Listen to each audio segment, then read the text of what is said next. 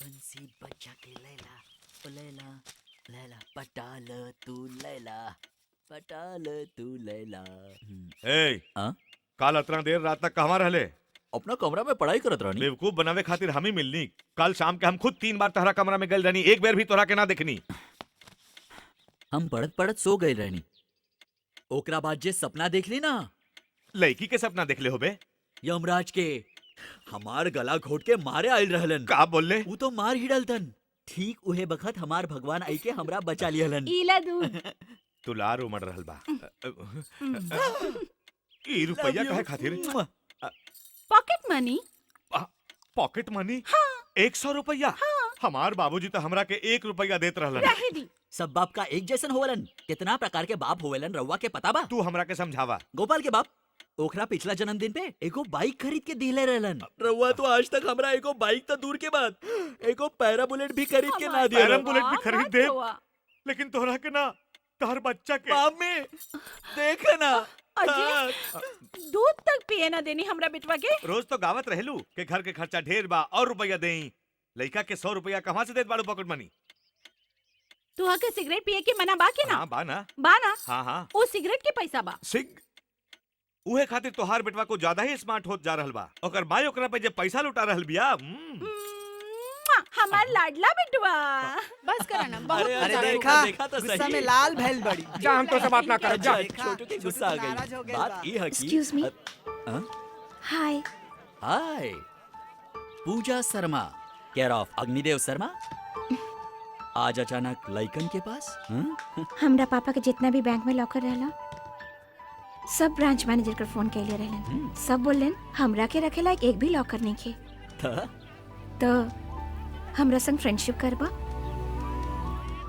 काहे? ऐसे ही। बाप के बेटवा आ रहल बा। Good morning sir. Good morning बाप के बेटवा। Sit down sit down. Thank you sir. Now dear students, dear student, फिर से श्री हरि पियून बाड़ा पियूना के जैसे रहा। हाँ भूल गई का गौरी हरी के हम एक संगे पढ़त रहनी। तोहरा फर्स्ट क्लास मिल गई तो तू प्रिंसिपल बन गईला।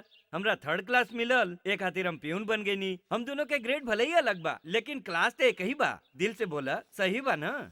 हाँ डियर स्टूडेंट्स, बोली सर, गाड़ी प्लेटफॉर्म से निकलल की नहीं? का पंच मरले बा। Silence silence. तो हम आज यहाँ एक खातिर आयल बानी कि आजकल के बच्चा लोग अपना बूढ़ा माई बाप के ख्याल नहीं रखेलन। आज के जमाने में पता नहीं कौन सा ट्रेंड चलल बाई। बच्चन जब अपना पैर पे खड़ा हो जालन तो ऊ अपना माई बाप के भूल जालन, उनका नजरअंदाज करे लग जालन। उहे माई बाप के जे अपना जिंदगी भर के कमाई अपना बच्चा के परवरिश और पढ़ाई लिखाई में लगा देवेलन, अपना बुढ़ापा के फिक्र कैला बगैर। काहे कि उनका ई बाप के यकीन रहेला कि उनकर बच्चा बुढ़ापे में उनकर सहारा बने। लेकिन आजकल तो उल्टा हो रहल बा। बच्चा लोग अपना माई बाप के वृद्धा आश्रम में भेज देवेलन। ई नया प्रथा बंद होखे के चाही, नहीं तो भविष्य में जब ऊ माई बाप बनिहन तो उनका भी है। काहे नहीं समझब? कैच। हाय सजय। व्हाट्स अप बड़ी? हाँ यार बिल्कुल। हाय डोमी। हाय हाय अजय। अजय। अरे आखिर हम फ्रेंड के कर है। अजय द ग्रेट के। तू तो कमाल बाड़े यार। और पहली बार में ही पास। पापा हमरा कैसे घूरत रहल? का पता बियाह के बाद हमरा कॉलेज आवे दिया नहीं, लेकिन हमरा होखे वाला पति बहुत लंबा बा, पता है? हाँ? वहाँ एक से एक मिली। ओने का देख रहल बाड़ू। बोला ना, सुन रहल बानी। अरे ई तो संडे के 12 बजे तक शूटर रहला। ई का पिक्चर देखे तू जाई? लोग बात कर, हम आवत आनी। अरे का भाई? अजय तू हमरा ऐसे काहे देखत रहलू? कहवा देखत रहनी? घूरत रहलू। हम देखनी? बिल्कुल नहीं। हाँ फिर तो हमरा तोहरे माई बाप पे सोच के दुख हो रहल बा। इकलौती बिटिया, ऊपर से भेंगी। अरे कितना दुखी होई हन। मतलब? कुछ नहीं। अच्छा तू कैसे बुझला कि हम तोरा के देखत रहनी? एकरा मतलब ये कि जरूर तू भी हमरा के देखत रहला। सो तो देखा दी रहनी। इस ड्रेस में तो इतना सुंदर लाग रहल बाड़ू के देख ले बिना रह नहीं पाएंगे। इंसान के सुंदरता ओकरा मन से होकेला, ओकरा कपड़ा से नहीं। तो फिर काल से कपड़ा पहन के मत आया। हम जाने ली तोहरा ई ड्रेस के जैसन तोहर मन भी बहुत सुंदर बा। You are a real beauty from inside. चलो भैया वो पानी सर के ऊपर जा रहल बा। तोहरा के तैरे आवेला ना? अरे वो सैलाब आइल बा लब के।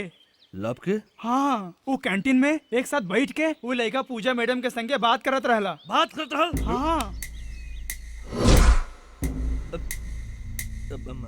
के पहले बात कैला? पूजा मैडम। ता लड़का के कोनो गलती नहीं की। See you soon. Bye Ajay. Bye. Bye bye. का चल रहल बा बोला ना पूजा, तू दोनों के बीच में। कुछ नहीं। तुहार बियाह कब है? 29। क्लास में सबके बुला रहल बाड़ू ना? हाँ सबके। देख ले बा तोरा के सपना में, भीग ले बा प्यार के